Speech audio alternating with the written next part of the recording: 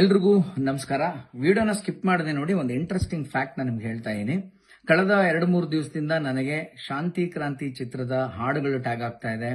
ಇದರ ರಿಲೀಸ್ ಆಗಬೇಕು, ನೀವು ಒಂದು ವಿಡಿಯೋ ಮಾಡಿ ಸಪೋರ್ಟ್ ಮಾಡಿ ಅಂತೆಲ್ಲ ಕೇಳ್ತಾ ಇದ್ದೀರಾ. ಸಪೋರ್ಟ್ ಮಾಡಬೇಕು ಅಂತ ನೀವು ಕೇಳಬೇಕಾ?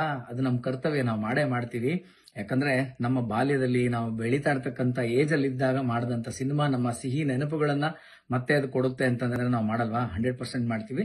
ಬಟ್ ಅಫಿಷಿಯಲಿನೂ ಆ ಕಡೆಯಿಂದಾನು ಬರ್ಬೇಕಲ್ವಾ, ನಮ್ಮ ಕ್ರೇಜಿ ಸ್ಟಾರ್ ಅವ್ರ ಕಡೆಯಿಂದ. ಹಾಗಾಗಿ ವೆಯ್ಟ್ ಮಾಡ್ತಾ ಇದೀನಿ ಅಷ್ಟೇನೆ. ಬಟ್ ಎನಿವೆ, ನೀವೆಲ್ಲರೂ ನನಗ್ ಟ್ಯಾಗ್ ಮಾಡ್ತಾರ ಹಾಗೆ ಇನ್ನೊಬ್ರಿಗೂ ನೀವು ಟ್ಯಾಗ್ ಮಾಡ್ಲೇಬೇಕು. ಅದು ದೊಡ್ಡ ದೊಡ್ಡ ಹೀರೋಯಿನ್ಸ್ ಅಲ್ಲ, ನನ್ನ ಏಜ್ ಅಲ್ಲಿ ನಂತರನೇ ಇನ್ನೊಬ್ರು ಆಕ್ಟ್ ಮಾಡಿದಂತಹ ಕಮಲಿ, ಯಾರೇ ನೀನು ಚೆಲುವೆ ಚಿತ್ರದ ಹೀರೋಯಿನ್ ಕಮಲಿ ಏನಿದ್ದಾರೆ, ಅವರು ಅದೇ ಸಾಂಗ್ ಅಲ್ಲಿ, ನೀವು ನಾನು ಡೈಲಿ ಟ್ಯಾಗ್ ಮಾಡ್ತಿರೋ ಆ ಸಾಂಗ್ ಅಲ್ಲಿ ಇದ್ದಾರೆ.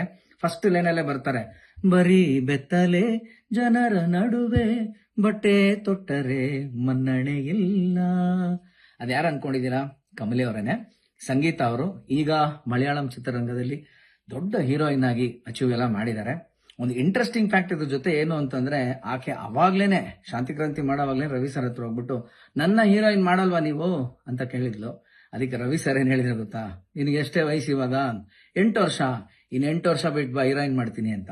ನೋಡಿ ಆ ಮಾತು ಎಷ್ಟು ನಿಜ ಅಂತಂದ್ರೆ, ಶಾಂತಿಕ್ರಾಂತಿ 1991 ಆಗುತ್ತೆ, ಯಾರ ನೀನು ಚೆಲುವೆ 1998 ಆಗುತ್ತೆ.